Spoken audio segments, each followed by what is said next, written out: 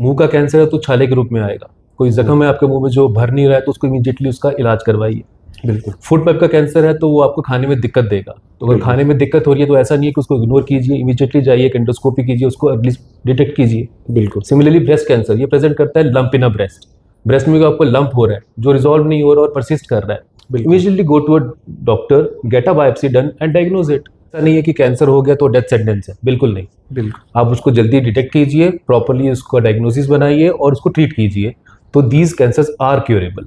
That is very first thing. एक बार फिर से खुशामदीद इस लाइव ब्रॉडकास्ट में। मैं हूं आपका दोस्त आकिब डार और मेरे साथ मौजूद है डॉक्टर अश्विनी शर्मा, जिनसे आज तफसीलन जानने की कोशिश करेंगे। वादी कश्मीर में आग की तरफ अब कैंसर फैल रहा है और अल्लाह ताला करे जो भी इस बीमारी में मुब्तला हो चुका है, अल्लाह ताला करे कि उनको शिफाई कामिल अता हो जाए। मैं आपको बताऊं कि आज तफसीलन जानने की कोशिश करेंगे वादी कश्मीर में क्यों ऐसे केसेस बढ़ जाते हैं और कौन कौन से जो कैंसर्स हैं वो कौन कौन से कॉमन यहाँ पे हैं। क्योंकि हमने देखा जब कैंसर डे पूरी दुनिया में मनाया जाता है तो वादी कश्मीर में भी बड़े फंक्शंस होते हैं, लेकिन उन बड़े फंक्शंस पे फिर दिल गमगीन हो जाता है। और सिख में सोरा की बात करेंगे या कहीं ऐसे अस्पतालों की बात करेंगे जहाँ पे इसका ट्रीटमेंट होता है। जब वहाँ पे जाते हैं तो इन पेशेंट्स को देखते हैं तो वाकई में ज़िंदगी के तसल्ली हो जाते हैं। डॉक्टर अश्विनी साहब से हम गुफ्तगू करेंगे। सर बहुत बहुत शुक्रिया वक्त देने के लिए। नमस्कार, आदाब। सर ये मुझे बताइएगा, आप एक ऐसी बीमारी को इलाज करते हैं, शायद ही कोई इस बीमारी से बच पाता है।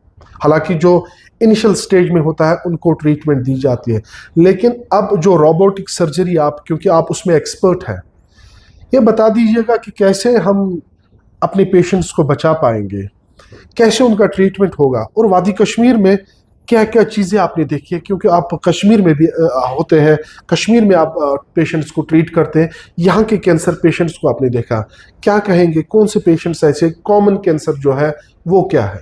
पहली बात आपकी कि कितने लोग इससे बच पाते हैं। सो आजकल जो कैंसर की ट्रीटमेंट में उसमें काफ़ी रिफाइनमेंट्स आ चुकी हैं, काफ़ी एडवांसमेंट आ चुकी है। मेडिकल ऑन्कोलॉजी ले लीजिए, रेडिएशन ऑन्कोलॉजी ले लीजिए, सर्जरी में ले लीजिए, रोबोटिक सर्जरी ले लीजिए।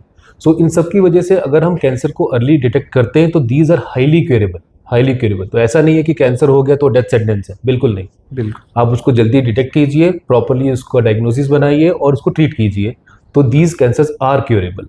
That is very first thing.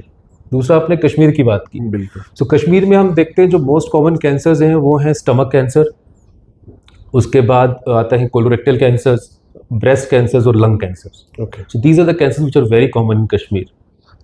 Reasons आप सबका एक ग्रॉसली अगर बोला जाए तो इनका रीजंस रहता है स्मोकिंग, ठीक, डाइटरी हैबिट्स, और in many cases these can be genetic. So these are the main reasons of these cancers. ठीक।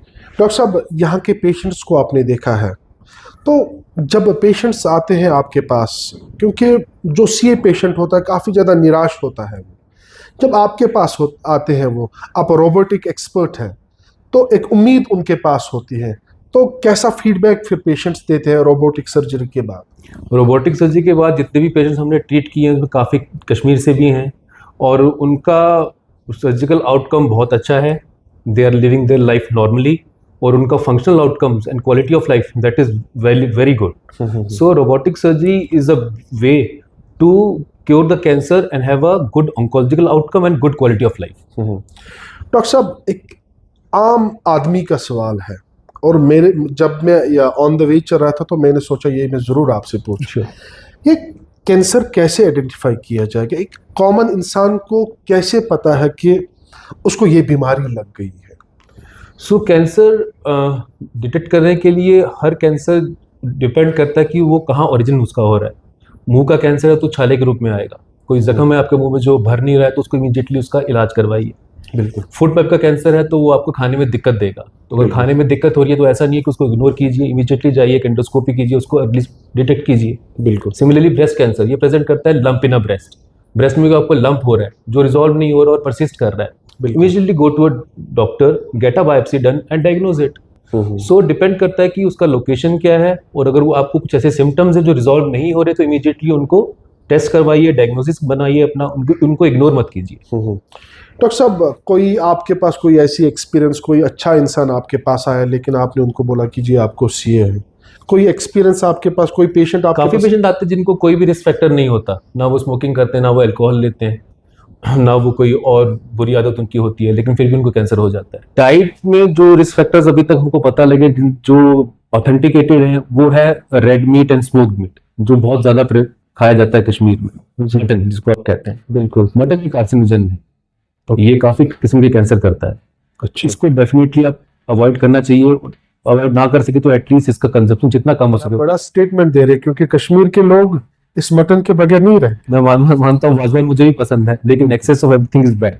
बिल्कुल, so red meat is a carcinogen, that is a proven carcinogen. यानी कि red meat जो भी है उससे ज्यादा जितना chances- अवॉइड कर सके बेटर। ऐसा नहीं है कि कैंसर हो गया तो डेथ सेंटेंस है, बिल्कुल नहीं। बिल्कुल, आप उसको जल्दी डिटेक्ट कीजिए, प्रॉपर्ली उसको डायग्नोसिस बनाइए और उसको ट्रीट। हम देखते हैं जो मोस्ट कॉमन कैंसर्स हैं वो है स्टमक कैंसर, उसके बाद आता है कोलोरेक्टल कैंसर, ब्रेस्ट कैंसर और lung cancer. Okay, these are the cancer which are very common. Reasons आप सबका एक ग्रॉसली बोला जाए तो उनका रीजंस रहता है स्मोकिंग, ठीक। Dietary habits, in many cases these can be genetic. These are the main reasons of this. के बाद जितने भी पेशेंट्स हमने ट्रीट किए हैं काफी कश्मीर से भी हैं और उनका सर्जिकल आउटकम बहुत अच्छा है। They are living their life. Cancer कैसे आइडेंटिफाई किया जाएगा? एक कॉमन इंसान को कैसे पता है कि उसको ये बीमारी है? जिनको कोई भी रिस्क फैक्टर नहीं होता, ना वो स्मोकिंग करते हैं, ना वो अल्कोहल लेते हैं, ना वो कोई और बुरी आदत उनकी होती है, लेकिन फिर भी उनको कैंसर हो जाता है। तो इन केसेस में genes matter, cancer specially young females में, एंड फूड टाइप कैंसर। तो ये 2-3 कैंसर ऐसे हैं जिसमें रोबोटिक सर्जरी वेरी। प्रिवेंट करने के लिए आपको क्या करना है? स्मोकिंग नहीं करनी है, अल्कोहल नहीं यूज करना है, बिल्कुल ओबेसिटी को अवॉइड करना है। ओबेसिटी बहुत कैंसर्स का एक रिस्क फैक्टर है, बहुत बड़ा रिस्क फैक्टर है। आपको हेल्दी लाइफस्टाइल मेंटेन करना है, हेल्दी डाइट लेना है, बिल्कुल, और आपको किसी भी फॉर्म में रेगुलर फिजिकल एक्टिविटी करना है। डूज एंड डोंट्स इसमें जो हम कर पाए? मैं आपको बता चुका हूँ, जो चीजें करेंगे, हेल्दी लाइफस्टाइल मेंटेन कीजिए, स्मोकिंग मत कीजिए, अल्कोहल का कंजम्पशन कम कीजिए और physical activity. Smoking, you name a cancer and smoking is behind it. It's smoking has got the tobacco